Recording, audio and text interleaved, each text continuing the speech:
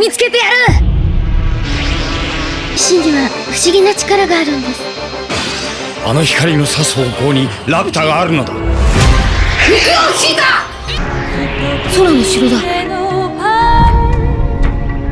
財宝を狙ってどこが悪い。シーター君はラピュタを宝島か何かのように考えているのかね。火から離れては生きられないのよ。 천공의 성 라퓨타는 스튜디오 지브리의 공식 첫 작품입니다. 일본 내에서 개봉일은 1986년 8월 2일입니다. 한국 내에서 개봉일은 2004년 4월 30일입니다. 이 영화에 박평식 평론가는 9점을 주었는데 그동안 10점을 준 영화가 없기에 사실상 만점을 준 거나 다름없습니다. 하늘을 떠다니는 섬, 하늘에서 내려온 소녀, 비행석, 고대병기 등 정말 많은 작가와 감독들에게 영감을 준 영화입니다.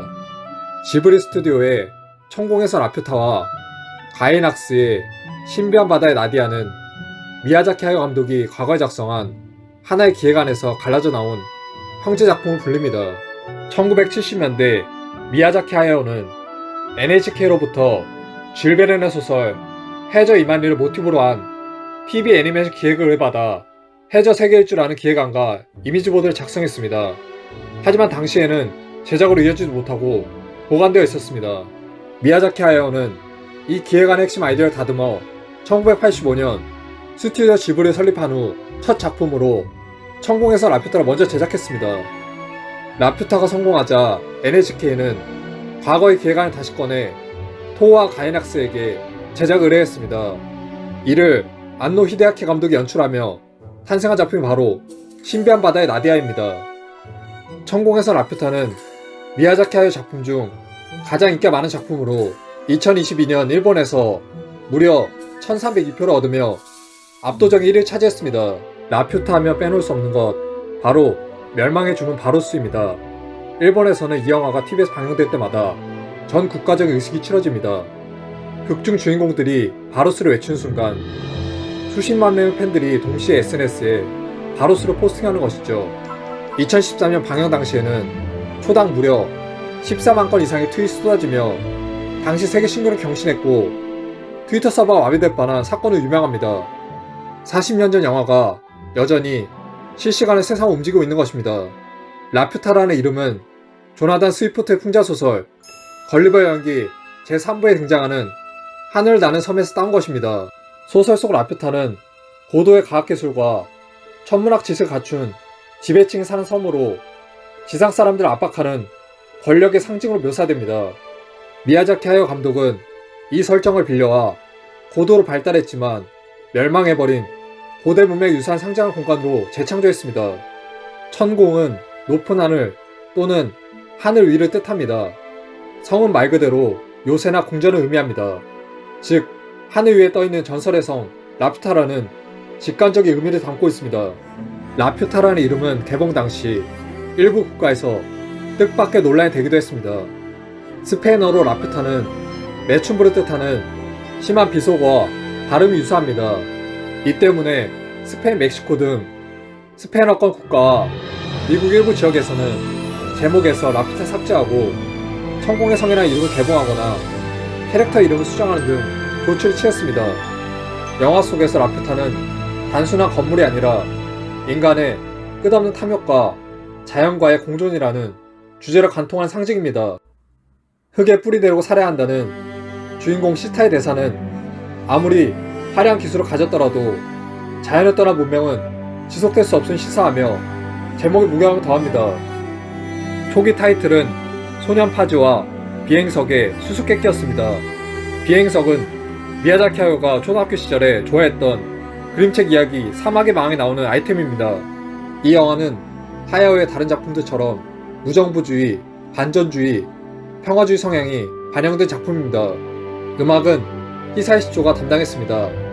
특히 이노우에 아즈미가 노래한 엔딩 주제가 너를 태우고는 애니송 역사에 남을 명곡으로 평가받습니다. 스스로의 운명을 개척하려는 소년과 소녀의 용기는 시청자들에게 뭉클한 감동을 줍니다. 특히 시타는 단순히 보호받는 대상에 머물지 않고 자신을 뿌리시키기 위해 멸망의 종을 외칠 줄 아는 강단에 있는 주인공입니다. 이 영화의 진정한 백미는 도라 일당들입니다. 처음에는 탐욕스러운 해적인 줄 알았으나 결국 파즈와 시타의 든든한 조력자이자 가족이 되어주는 그들의 모습은 인간미의 정수를 보여줍니다. 무스카는 지브리 역사상 가장 매력적이면서도 비열한 악역으로 기술과 권력에 눈이 먼 인간의 끝이 얼마나 허망한지를 상징적으로 보여줍니다. 미야자키 하야 감독의 비행 매니아적 면모는 라퓨타에서 폭발합니다. 타이거 모스호, 플랩터 등 독창적인 비행기 기체들의 메커니즘은 스팀펑크 장르의 교본이 되었습니다. 구름 속에 숨겨진 전설의 성 라퓨타에 도착했을 때 느끼는 그 경외감과 적막감은 관객으로 하여금 마치 직접 구름 위를 걷는 듯한 몰입감을 선사합니다. 천공의 성 라퓨타에 등장하는 로봇 병사는 애니메이션 역사상 가장 상징적인 캐릭터 중 하나입니다. 2026년 현재까지도 지브리를 대표하는 아이콘으로 사랑받고 있습니다. 거대한 키에 긴 팔, 금속이 아닌 도자기나 점토 같은 질감의 특수장갑으로 이루어져 있습니다. 이는 미야자키 하야 감독의 독창적인 디자인 감각이 돋보이는 부분입니다. 영화 속 로봇 병사는 크게 두 종류의 모습으로 비춰집니다. 먼저 전총 살펴보면 가슴의 문양을 통해 강력한 파괴강선을 발사하고 팔에 막을 펼쳐 비행하여 압도적 화력을 자랑합니다.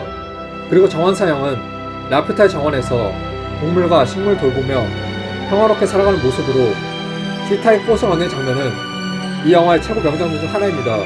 이 로봇의 디자인은 미야자키 하야 감독이 과거 연출했던 TV 애니메이션 루팡 3세 파트 2의 마지막 해 등장하는 로봇 람다를 바탕으로 재창조된 것입니다. 로봇 병사는 주인이 모두 떠난 후에도 수백 년간 홀로 성을 지키며 생태계를 돌봅니다.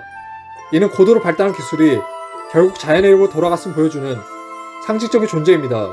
이 로봇은 강력한 파괴 병기인과 동시에 생명을 소중히 여기는 정원사의 면모를 동시에 가지고 있습니다. 이는 과학기술 사용하는 인간의 의지에 따라 파괴의 도구도 생명 갖고 도구도 될 수 있다는 미야자키 하야 감독의 철학을 투영하고 있습니다.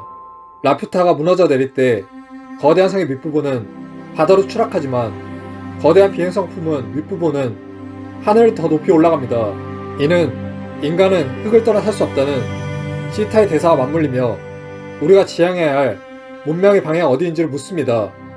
기술의 정점인 라퓨타가 결국 자연의 일부로 돌아가는 엔딩은 이 영화가 남기는 가장 아름다운 여운입니다. 여러분에게 천공에서 라퓨타는 어떤 의미인가요? 지금까지 필수고대였습니다. 감사합니다.